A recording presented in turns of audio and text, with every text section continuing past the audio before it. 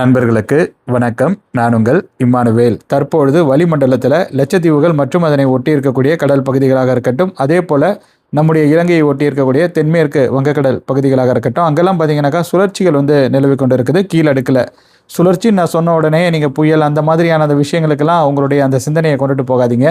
இது அது மாதிரியெல்லாம் கிடையாது. இதனால் காற்றின் திசையில் ஏற்படக்கூடிய மாறுதல்களின் அடிப்படையில் சில இடங்களில் இடியுடன் கூடிய மழையானது பதிவாக போகுது. குறிப்பாக தென் மாவட்டங்களில் மழை அடுத்த 24 மணி நேரத்தில் பதிவாக வாய்ப்புகள் என்பது கூடுதலாக இருக்கிறது. கன்னியாகுமரி மாவட்ட மேற்கு பகுதிகள் உட்பட கன்னியாகுமரி மாவட்டத்தினுடைய சில இடங்களாக இருக்கட்டும், நெல்லை மாவட்ட பகுதிகளாக இருக்கட்டும், அதே போல் தென்காசி மாவட்டத்திலும் மழைக்கான வாய்ப்புகள்லாம் இருக்குது. மதுரை மாதிரியான தென் உள் மாவட்ட பகுதிகளிலும் மழையானது பதிவாகும் அப்படிங்கிற மாதிரியான ஒரு எதிர்பார்ப்பை தான் நம்ம இந்த நேரத்தில் முன்வைக்க வேண்டியதாக இருக்கிறது. இவை தவிர்த்து திண்டுக்கல் மாவட்ட பகுதிகளுக்கும் மழை சாத்தியக்கூறுகள் எல்லாம் இருக்கிறது. வால்பாறை மற்றும் அதன் சுற்றுவட்டார பகுதிகளிலும் மழையெல்லாம் பதிவாகலாம். இப்போ கொஞ்ச நேரத்திற்கு முன்பாக, அதாவது சில மணி நேரங்களுக்கு முன்பாகன்னு சொல்லலாம், 2ஆம் தேதி அன்று வால்பாறை மற்றும் அதன் சுற்றுவட்டார பகுதிகளில் சில இடங்களில் சிறப்பான மழை பதிவாக இருப்பதாக தான் நமக்கு தகவல்கள் எல்லாம் கிடைக்க வந்திருக்கிறது. சின்கோனா சுற்றுவட்டார பகுதிகளில் சின்கோனாவில் இருக்கிற ஆட்டோமேட்டிக் ரெயின் கேட்ச், அதாவது தானியங்கி மழைன்னு சொல்லாமல் தமிழில், அங்கே 41 மில்லிமீட்டர் அளவு மழை இதுவரையில் பதிவாகி இருப்பதாக நமக்கு இன்ஃபர்மேஷன்ஸ் கிடைச்சிருக்குது. அங்கு பதிவான அந்த மழை காணொலிகளும் நமக்கு கிடைக்க வந்து கொண்டே இருக்கிறது. அதே போல் லோயர் நிரார் அணை சுற்றுவட்டார பகுதிகளில் இதுவும் வால்பாறையை ஒட்டி இருக்கக்கூடிய பகுதி தான். அங்கே 28 மில்லிமீட்டர் அளவு மழையும், வால்பாறை தாலுகா அலுவலகத்தில் 11 மில்லிமீட்டர் அளவு மழையும், பொய்கை அணை ஆட்டோமேட்டிக் ரெயின் கேட்ச் இது கன்னியாகுமரி மாவட்ட பகுதி, அங்கே 8 மில்லிமீட்டர் அளவு மழையானது பதிவாக இருக்கிறது. வால்பாறை விஏஓ அலுவலகத்தில், அது கோயம்புத்தூர் மாவட்ட பகுதி, வால்பாறைன்னு அது பேர்லேயே இருக்குது. ஸோ உங்களுக்கே புரிஞ்சிருக்கும். அங்கேயும் 8 மில்லிமீட்டர் அளவு மழை பதிவாக இருப்பதாக தான் நமக்கு இன்ஃபர்மேஷன்ஸ் கிடைச்சிருக்குது. இன்னும் சில இடங்களில் மழை அளவுகள் கிடைக்குதாங்கிறத காலை 8:30 மணி வரையில் நம்ம காத்திருந்து பார்க்கலாம். இப்போ நேரம்னு பார்த்தீங்கன்னாக்கா 12:30 மணி ஆகுது. அது நள்ளிரவா அல்லது அதனை கடந்த ஒரு நிலையா என்பதை நீங்களே முடிவு பண்ணிக்கோங்க.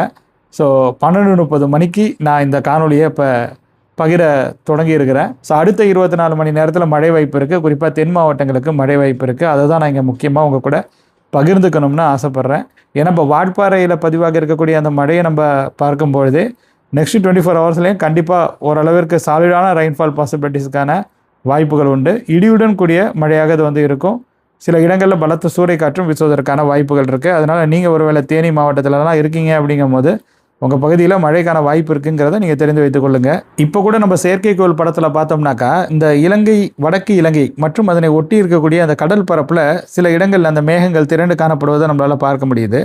ஸோ ஆப்வியஸ்லி இப்போ நெக்ஸ்ட்டு ஒரு 24 ஹவர்ஸ்ன்னு பார்க்கும்போது, அது அடுத்த சில மணி நேரங்களில் நம்ம தென் கடலோர மாவட்டங்களின் ஒரு சில இடங்களில் கூட மழை அங்குமிங்குமாக பதிவாகும் அப்படிங்கிற மாதிரியான ஒரு எதிர்பார்ப்பை முன்வைக்கிறோம். உங்கள் பகுதியில் மழை பதிவானுச்சுன்னா அதை நீங்கள் மகிழ்ச்சியுடன் வரவேற்றுக் கொள்ளுங்கள். அப்புறம் இன்றைக்கி நம்ம முக்கியமாக கவனிக்க வேண்டிய விஷயம் என்னென்னாக்கா, பிற்பகல், மாலை மற்றும் இரவு நேரம் தான். ஸோ பிற்பகல், மாலை மற்றும் இரவு நேரங்களில் தான் அந்த இடியுடன் கூடிய வெப்பச்சலன மழையானது கொஞ்சம் தீவிரமடையும்.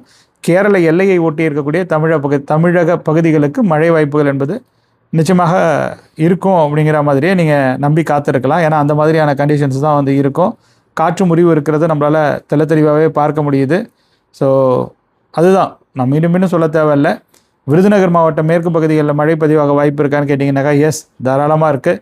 ஸோ விருதுநகர் மாவட்டம் மேற்கு பகுதிகளில் கூட சில இடங்களில் மழையானது பதிவாகலாம். மேகமலை மாதிரியான இடங்களுக்கெல்லாம் இந்த காலகட்டத்தில் மழை பதிவாக வாய்ப்புகள் அதிகம்.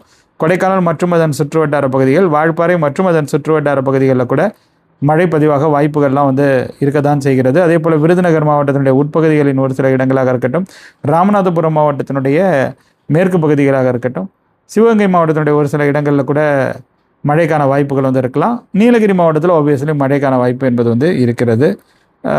ஸோ அந்த மாதிரி தான் இருக்கும். அடுத்தடுத்து வரக்கூடிய நாட்களில் கண்டிப்பாக உங்களுக்கு மேற்கு மற்றும் மேற்கு உள் மாவட்டங்களிலும் மழை வாய்ப்பு இருக்குது. ஈரோடு மாவட்டத்தில், திருப்பூர் மாவட்டத்திலலாம் மழை வாய்ப்பு இருக்குது. கோயம்புத்தூர் மாவட்டத்தில் இருக்கிறது. ஈரோடு மாவட்டம் வடக்கு மலைப்பகுதிகளிலும் மழையானது பதிவாகலாம். இப்போயே பார்த்தீங்கன்னாக்கா அடுத்த சில மணி நேரங்களில் கண்டிஷன்ஸ் எப்படி சேஞ்ச் ஆகுது அப்படிங்கிறத பொறுத்து பிற்பகல் நேரத்தில் ஒரு காணொலி பதிவு பண்ண வேண்டிய தேவை ஏற்பட்டால் நிச்சயமாக நான் பகிர்றேன். மேற்குள் மாவட்டங்களுக்கு குறிப்பாக மழை வாய்ப்புகள் இருக்கக்கூடிய பட்சத்தில். ஏன்னா நம்ம தென் உள் மாவட்டங்களுக்கும் தென் மாவட்டங்களுக்கும் மழை வாய்ப்பு இருக்குங்கிறத உறுதிப்படுத்திட்டோம். அடுத்து வரக்கூடிய நாட்களுக்கும் இந்த மழை வாய்ப்பு என்பது இருக்க போகிறது. இது தொடர்பாக நம்ம ஏற்கனவே இதற்கு முந்தைய காணொலிகளில் மேலோட்டமாக விவாதித்திருக்கிறோம். ஏப்ரல் மாத 4ஆம் தேதி மற்றும் 5ஆம் தேதி வாக்கில் தமிழகத்தில் மீண்டும் இடியுடன் கூடிய வெப்பச்சலன மழையானது பல்வேறு இடங்களிலும் பதிவாகலாம் அப்படிங்கிற மாதிரி. ஸோ அந்த மாதிரியான நிலவரம் தான் இப்போ இருக்குது. அடுத்தடுத்து வரக்கூடிய நாட்களில் உட்பகுதிகளிலும் மழையானது பதிவாகலாம். திருச்சி மாதிரியான உட்பகுதிகளில் கூட மழைக்கெல்லாம் வாய்ப்புகள் இருக்குது அப்படிங்கிற மாதிரியான ஒரு விஷயத்தை தான் நம்ம வந்து முன்வைக்கிறோம். ஸோ 5ஆம் தேதி எப்படி இருக்குன்னு சொல்லிட்டு பார்க்கலாம். இப்போ நம்ம 3ஆம் தேதியில் தான் இருக்கோம். அதுவும் 3ஆம் தேதி தொடக்கத்தில் இருக்கோம்.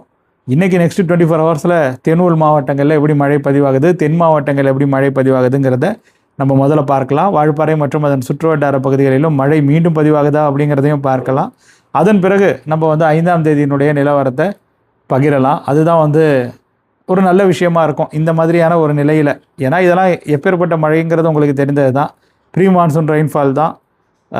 அன்பிரடிக்டபிள் சில நேரங்களில் இருக்க தான் செய்யும். திடீரென சில இடங்களில் அந்த கண்டிஷன்ஸை பொறுத்து அந்த இடியுடன் கூடிய மழை வாய்ப்புகள்லாம் உருவாகும். நம்ம பொதுவாக சொல்கிறது இப்போ 4ஆம் தேதி மேற்கூள் மாவட்டங்களுக்கு கண்டிப்பாக மழைக்கான வாய்ப்புகள் அங்கங்கே இருக்கும் அப்படிங்கிறத தான் இங்கே நம்ம உறுதிப்படுத்திக்க விரும்புகிறோம். அவ்வளோதான் இந்த காணொலியை பொறுத்த வரைக்கும். இந்த காணொலி நிச்சயமாக உங்களுக்கு பயனுள்ள வகையில் அமைந்திருக்கும் அப்படிங்கிற மாதிரி நான் உறுதியாகவே நம்புகிறேன். உங்களுக்கு இந்த காணொலி பயனுள்ளதாக அமைந்திருக்கு அப்படிங்கிற மாதிரி தோணுச்சுன்னா நீங்கள் இந்த காணொலியை லைக் செய்து கொள்ளுங்கள், உங்கள் நண்பர்களுடன் பகிர்ந்து கொண்டு ஷேர் செய்து கொள்ளுங்கள். மறக்காமல் நமது யூடியூப் பக்கத்திற்கும் முகநூல் பக்கத்திற்கும் சப்ஸ்கிரைப் மற்றும் ஃபாலோ செய்து வைத்துக் கொள்ளுங்கள். வானிலை தொடர்பான மேலும் பல முக்கியமான அவசியமான உங்களுக்கு பயன் வழங்கக்கூடிய வகையிலான தகவல்களுடன் உங்கள் அனைவரையும் மீண்டும் சந்திக்கிறேன். அதுவரையில் உங்களிடமிருந்து விடைபெற்றுக் கொள்வது உங்கள் இம்மானுவேல். நன்றி, வணக்கம்.